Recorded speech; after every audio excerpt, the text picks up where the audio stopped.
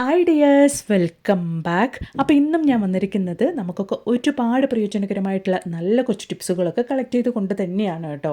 Washing മെഷീനിൽ സാധാരണഗതിയിൽ നമ്മൾ ഇതുപോലുള്ള വെള്ളത്തുണിയൊക്കെ ഇട്ട് കഴിഞ്ഞാൽ അതിൻ്റെ ആ ഒരു കോളറിലും മറ്റും ഉള്ള അഴുക്കൊക്കെ പോകാൻ വളരെയധികം ബുദ്ധിമുട്ടാണ്. അപ്പോൾ ഇനി നിങ്ങൾ വാഷിംഗ് മെഷീനിൽ തുണി ഇടുന്ന സമയത്ത് ഈ ഒരു രീതിയിലൊന്ന് ചെയ്ത് നോക്കൂ. നല്ല രീതിയിൽ തന്നെ അഴുക്കുള്ള തുണികളൊക്കെ നല്ല പളാന്ന് വെട്ടിത്തിളങ്ങും. അപ്പോൾ എല്ലാവരും വീഡിയോ ഒന്ന് ഫുള്ളായിട്ട് സ്കിപ്പ് ചെയ്യാണ്ട് കാണാം. വീഡിയോ ഇഷ്ടപ്പെടുകയാണെങ്കിൽ മറക്കാണ്ടൊന്ന് ലൈക്കും കൂടെ ചെയ്ത് സപ്പോർട്ട് ചെയ്യുക കേട്ടോ. അപ്പോൾ നമുക്ക് നമ്മുടെ ആദ്യത്തെ ടിപ്പ് ഒന്ന് കണ്ടു നോക്കാം. അതിന് വേണ്ടിയിട്ട് ഞാനിവിടെ എടുത്തിരിക്കുന്നത് പേനയുടെ മൂടിയാണ്. ഇതുപോലുള്ള പേനയുടെ മൂടിയൊക്കെ യൂസ് കഴിഞ്ഞാൽ നമ്മൾ വലിച്ചെറിയാറാണല്ലോ പതിവ്. ഇനി അങ്ങനെ ആരും ചെയ്യേണ്ട കേട്ടോ. ഇതുപോലൊരു പേനയുടെ മൂടി നമ്മുടെ കയ്യിലുണ്ടെങ്കിൽ ഒരുപാട് കാര്യത്തിന് വേണ്ടിയിട്ട് നമുക്ക് യൂസ് ചെയ്യാൻ വേണ്ടിയിട്ട് സാധിക്കും. അപ്പോൾ ഇതാ ആദ്യമായിട്ട് ഡബിൾ സൈഡ് സെല്ലോ ടേപ്പാണ് കേട്ടോ ഒരു പേനയുടെ ഈ ഒരു ഭാഗത്തേക്കായിട്ട് ഞാൻ ഒട്ടിച്ചു കൊടുത്തിരിക്കുന്നത്. നിങ്ങൾക്കത് കണ്ടാൽ മനസ്സിലാകും. അപ്പോൾ നമ്മളിപ്പോൾ റെഡിയാക്കിയ ഈ ഒരു പേനയുടെ മൂടി എന്തിനു വേണ്ടിയിട്ടാണ് ഉപയോഗിക്കാൻ വേണ്ടിയിട്ട് പോകുന്നത് എന്നുള്ളതും കൂടെ ഒന്ന് കണ്ടു നോക്കിയാലോ. നമ്മുടെ വോളിൽ ഇതുപോലെ നമുക്ക് ഇൻസ്റ്റൻറ്റ് സ്റ്റിക്ക് അല്ലെങ്കിൽ ചന്ദനത്തിരിയൊക്കെ ഒന്ന് കത്തിച്ച് വെക്കാൻ വേണ്ടിയിട്ട് ഇതുപോലെ നല്ലൊരു ചന്ദനത്തിരി സ്റ്റാൻഡായിട്ട് അല്ലെങ്കിൽ ഒരു നല്ലൊരു ഇൻസ്റ്റൻറ്റ് സ്റ്റിക്ക് ഹോൾഡറായിട്ട് നമുക്കിത് ഉപയോഗിക്കാൻ വേണ്ടിയിട്ട് സാധിക്കും. ട്രൈ ചെയ്ത് നോക്കുക കേട്ടോ. അപ്പം ഇനി അതുപോലെ തന്നെ ഈ ഒരു പേനയുടെ മൂടി ഉപയോഗിച്ചിട്ടുള്ള വേറൊരു ടിപ്പും കൂടെ നമുക്കൊന്ന് കണ്ടു നോക്കാം. അതിന് വേണ്ടിയിട്ട് പേനയുടെ മൂടിയുടെ ഈ ഒരു ഭാഗത്തേക്കായിട്ടാണ് കേട്ടോ ഞാൻ double side sello tape ഒട്ടിക്കുന്നത്.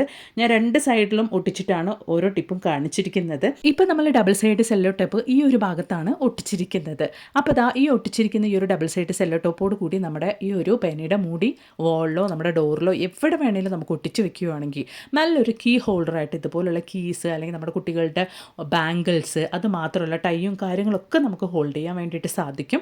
Try ചെയ്ത് നോക്കുക. ഈ ഒരു നോമ്പുതുറയുടെ സമയത്ത് വളരെ ഹെൽത്തി ആയിട്ട് ഉഴുന്നൊട്ടും ചേർക്കാണ്ട് കൊണ്ട് നല്ല പെർഫെക്റ്റ് ആയിട്ടുള്ള നല്ല ടേസ്റ്റി ആയിട്ടുള്ള ഒരു ഇഫ്താർ റെസിപ്പി കൂടെ ഒന്ന് കണ്ടു നോക്കിയാലോ. നിങ്ങൾക്ക് കണ്ടാൽ തന്നെ അറിയാം നല്ല സോഫ്റ്റ് ആയിട്ടും കണ്ടാൽ തന്നെ കഴിക്കാൻ തോന്നുന്ന നല്ലൊരു കിടിലൻ റെസിപ്പിയാണ്. അപ്പം നമ്മളിത് എങ്ങനെയാണ് ചെയ്തെടുത്തിരിക്കുന്നത് എന്നുള്ളതൊന്ന് കണ്ടു നോക്കാം. അപ്പോൾ ദാ അതിന് വേണ്ടിയിട്ട് ഒരു 4 മണിക്കൂർ മുമ്പായിട്ട് നമുക്ക് പച്ചരി ഒന്ന് കുതിർക്കാൻ വേണ്ടിയിട്ട് വെക്കാം. ഈ ഒരു ബൗളിൽ ഒരു 1.5 ബൗൾ അളവിലേക്കാണ് കേട്ടോ പച്ചരി ഞാൻ കുതിർക്കാൻ വേണ്ടി വെക്കുന്നത്.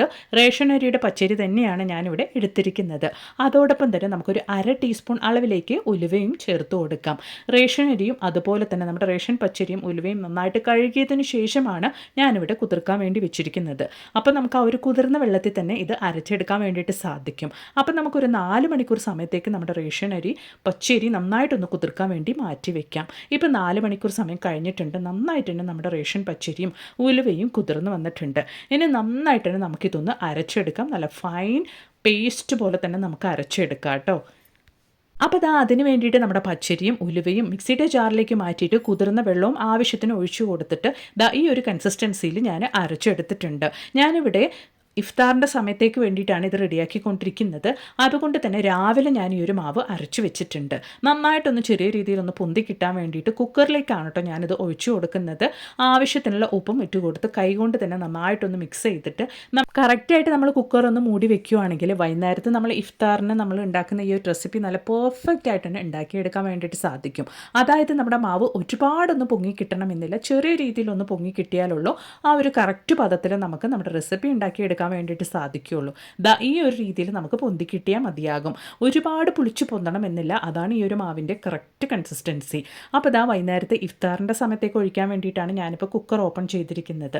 മാവ് ഈ ഒരു കൺസിസ്റ്റൻസിയിൽ വേണം കേട്ടോ നിങ്ങൾ അരച്ചെടുത്താലും നമ്മൾ അടച്ചെടുത്ത് വെച്ചതിന് ശേഷം ഉണ്ടായിരിക്കേണ്ടത്. അപ്പോൾ അതിന് വേണ്ടിയിട്ട് നമ്മുടെ പാൻ വെച്ച് കൊടുത്തിട്ടുണ്ട്. അതിലേക്ക് കുറച്ച് ഓയിലൊന്ന് നമുക്ക് സ്പ്രെഡ് ചെയ്ത് കൊടുക്കാം. അതിനുശേഷം ഒരു 1.5 തവി അളവിലേക്കാണ് കേട്ടോ ഞാൻ മാവ് ഒഴിച്ചു കൊടുക്കുന്നത്. ഞാനിവിടെ ചെറിയ തവിയാണ് എടുത്തിരിക്കുന്നത്, അതുകൊണ്ടാണ് 1.5 തവി അളവിലേക്ക് മാവ് ഒഴിച്ചു കൊടുത്തത്. എന്നിട്ട് ജസ്റ്റ് ഒന്ന് ഇതുപോലെ ഒന്ന് സ്പ്രെഡ് ചെയ്ത് കൊടുക്കുക. അതിനുശേഷം ആ ഒരു ചുറ്റിനും ഇതുപോലെ നിങ്ങൾക്ക് ആ ഒരു കുമിളകൾ വരുന്ന സമയത്ത് നമുക്ക് മൂടിയിട്ട് കൊടുക്കാം. വെറും മിനിറ്റുകൾ കൊണ്ട് നല്ല പെർഫെക്റ്റ് ആയിട്ടുള്ള അപ്പം നമുക്ക് റെഡിയായി കിട്ടും. കണ്ടാൽ തന്നെ കഴിക്കാൻ തോന്നും. നല്ലൊരു ടേസ്റ്റി ആയിട്ടുള്ള ഇഫ്താർ സ്പെഷ്യൽ റെസിപ്പിയാണ്. ഉറപ്പായിട്ടും നിങ്ങളും വീട്ടിൽ ഇനി ഉഴുന്നില്ല എന്നും പറഞ്ഞിട്ട് അപ്പം ഉണ്ടാക്കാണ്ടിരിക്കേണ്ട. ഇതിൽ ഉഴുന്ന് ചേർത്തിട്ടില്ല എന്ന് ആരും പറയില്ല കേട്ടോ. അത്ര നല്ല ടേസ്റ്റാണ് ഇത് കഴിക്കാൻ വേണ്ടിയിട്ട്. അപ്പോൾ ഉറപ്പായിട്ടും നിങ്ങളും വീട്ടിൽ തയ്യാറാക്കി നോക്കുക. എന്നിട്ട് നിങ്ങളുടെ വലിയ അഭിപ്രായങ്ങളൊന്ന് കമൻറ്റ് ബോക്സിലിട്ട് അറിയിക്കുകയും കൂടെ ചെയ്യുക കേട്ടോ. അപ്പോൾ ഇനി നമ്മൾ തമ്മിലിൽ കണ്ടതുപോലെ വാഷിംഗ് മെഷീനിൽ സാധാരണഗതിയിൽ ഇതുപോലുള്ള വൈറ്റ് ഷർട്ട് അല്ലെങ്കിൽ വേറെ എന്തെങ്കിലും ഷർട്ട് തുണികളിലൊക്കെ നമ്മൾ കറകളോട് കൂടി ഇട്ട് കഴിഞ്ഞാൽ ആ ഒരു കറ നമുക്ക് നീങ്ങി കിട്ടില്ല. ഈ ഒരു രീതിയിലാണ് നിങ്ങൾ വാഷിംഗ് മെഷീനിൽ തുണി അലക്കുന്നതെങ്കിൽ നല്ല രീതിയിൽ തന്നെ എത്രത്തോളം കറയുള്ള തുണിയാണെങ്കിലും നല്ല പളാന്ന് നമുക്ക് വെളുപ്പിച്ചെടുക്കാൻ വേണ്ടിയിട്ട് സാധിക്കും. അപ്പോൾ അതിന് വേണ്ടിയിട്ട് ഞാനിവിടെ എൻ്റെ കുഞ്ഞിൻ്റെ വെള്ള ഷർട്ടിലുള്ള ഒരു കോളറിലുള്ള അഴുക്കാണ് ഞാൻ ക്ലീൻ ചെയ്തെടുക്കാൻ വേണ്ടിയിട്ട് പോകുന്നത്. അതിന് വേണ്ടിയിട്ട് ഒരു ബക്കറ്റിലേക്ക് ഞാൻ 1 ടീസ്പൂൺ, അതായത് ഒരു ചെറിയ സ്പൂണിലാണ് ഞാൻ എടുത്തിരിക്കുന്നത്, 1 ടീസ്പൂൺ അളവിലേക്ക് ബേക്കിംഗ് സോഡ ഇട്ട് കൊടുക്കുന്നുണ്ട്. അതിലേക്ക് ചെറിയ ചൂടോട് കൂടിയുള്ള വെള്ളമാണ് നമ്മൾ ഒഴിച്ചു കൊടുക്കുന്നത്. ആ ഒരു വെള്ളം ഒഴിച്ചു കൊടുത്തതിന് ശേഷം നമുക്ക് നന്നായിട്ട് നമ്മുടെ ബേക്കിംഗ് സോഡ ഒന്ന് മിക്സ് ചെയ്ത് കൊടുക്കാം. ഒരുപാട് ചൂടുള്ള വെള്ളമല്ല, ചെറിയ ചൂടോട് കൂടിയുള്ള വെള്ളമാണ് കേട്ടോ ഞാൻ ഒഴിച്ചിരിക്കുന്നത്. വീഡിയോയിൽ നിങ്ങൾക്ക് കാണിക്കുമ്പോൾ ആ ഒരു പുക ഒരുപാടുള്ളത് പോലെ തോന്നുവാണ്. അന്നതിന് ശേഷം നമ്മൾ എടുത്ത ആ ഒരു ഷർട്ട് നല്ല രീതിയിൽ തന്നെ നമുക്ക് ഇതുപോലെ ഒന്ന് മുക്കിയിട്ട് നന്നായിട്ടൊന്ന് മിക്സ് ചെയ്തും കൂടെ കൊടുക്കാം. അപ്പോഴാണ് നമുക്ക് ആ ഒരു കോളർ ഭാഗത്തും മറ്റു ഭാഗത്തുള്ള കറയൊക്കെ ഒന്ന് ഇളകി ഷർട്ട് നല്ല പുതിയതുപോലെ നമ്മൾ കടയിൽ നിന്ന് വാങ്ങുമ്പോൾ എങ്ങനെയുണ്ടായിരുന്നോ അതുപോലെ തന്നെ നമുക്ക് അലക്കിയെടുക്കാൻ വേണ്ടിയിട്ട് സാധിക്കുകയുള്ളൂ. അപ്പോൾ അതിലേക്ക് ഞാൻ കുറച്ച് സിന്തറ്റിക് വിനെഗർ, അതായത് അച്ചാറിലൊക്കെ നമ്മൾ ഇടാൻ വേണ്ടിയിട്ട് ഉപയോഗിക്കുന്ന ആ ഒരു വിനെഗറും കൂടെ ഒരു 1/2 ടീസ്പൂൺ അളവിലേക്ക് ഒഴിച്ചു കൊടുത്തിട്ട് അതും കൂടെ നമ്മുടെ ഷർട്ടുമായിട്ട് നന്നായിട്ടൊന്ന് മിക്സ് ചെയ്ത് കൊടുക്കുന്നുണ്ട്. സോപ്പ് പൊടി അതുപോലെ തന്നെ കല്ലിലൊന്നും ഇട്ട് ഉരയ്ക്കാണ്ട് കൊണ്ട് നമ്മുടെ വാഷിംഗ് മെഷീനിൽ തന്നെ നല്ല പളാന്ന് നമ്മുടെ തുണി അലക്കാൻ വേണ്ടിയിട്ട് വാഷിംഗ് മെഷീനിൽ ഇടുന്നതിന് മുമ്പായിട്ട് നമ്മൾ ഒരു 10 മിനിറ്റ് സമയത്തേക്ക് ഇതുപോലുള്ള കറകളും അതുപോലെ തന്നെ വെള്ള ഷർട്ടൊക്കെ നമ്മളൊന്ന് മുക്കിയെടുക്കുകയാണെങ്കിൽ വാഷിംഗ് മെഷീൻ തന്നെ നമ്മൾ തുണി അലക്കുമ്പോൾ നല്ല പളാന്ന് നമുക്ക് തുണി ക്ലീൻ ചെയ്തെടുക്കാൻ വേണ്ടിയിട്ട് സാധിക്കും. അപ്പോൾ ഒരു 10 മിനിറ്റ് സമയം കഴിഞ്ഞിട്ടുണ്ട്.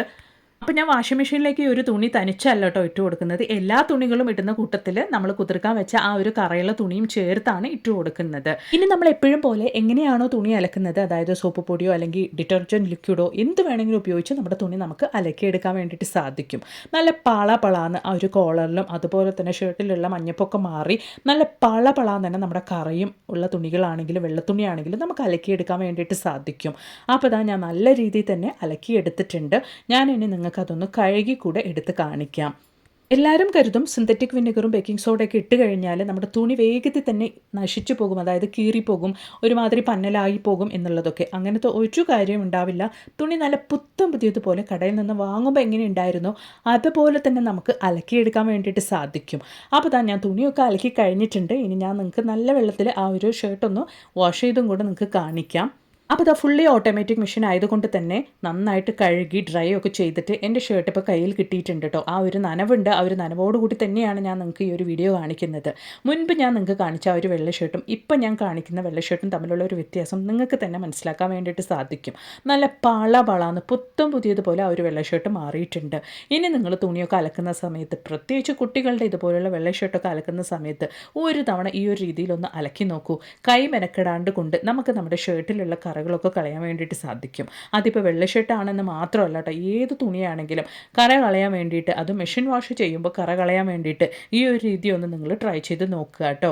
അപ്പോൾ ഇന്ന് ഞാൻ എൻ്റെ വീഡിയോയിൽ ഉൾപ്പെടുത്തിയിട്ടുണ്ടായിരുന്ന എല്ലാ ടിപ്സുകളും നിങ്ങൾക്ക് ഒരുപാട് പ്രയോജനകരമായെന്ന് ഞാൻ കരുതുന്നു. വീഡിയോ ഇഷ്ടപ്പെടുകയാണെങ്കിൽ ഒന്ന് ലൈക്ക് ചെയ്യുക, അതോടൊപ്പം തന്നെ നിങ്ങളുടെ ഫ്രണ്ട്സ് ആൻഡ് ഫാമിലി കൂടെ ഒന്ന് ഷെയർ ചെയ്ത് സപ്പോർട്ട് ചെയ്യുക കേട്ടോ. മാത്രമല്ല നല്ല കുറേ ടിപ്സുകൾ ഞാൻ എൻ്റെ ചാനലിൽ ഉൾപ്പെടുത്തിയിട്ടുണ്ട്, നിങ്ങൾ അതും കൂടെ ഒന്ന് കയറി ചെക്ക് ചെയ്ത് നോക്കുക. അപ്പോൾ ഇനി ഒരു പുതിയ വീഡിയോ ആയിട്ട് നിങ്ങളുടെ അടുത്തേക്ക് വരുന്നത് വരയ്ക്കും എല്ലാവർക്കും ബായ്.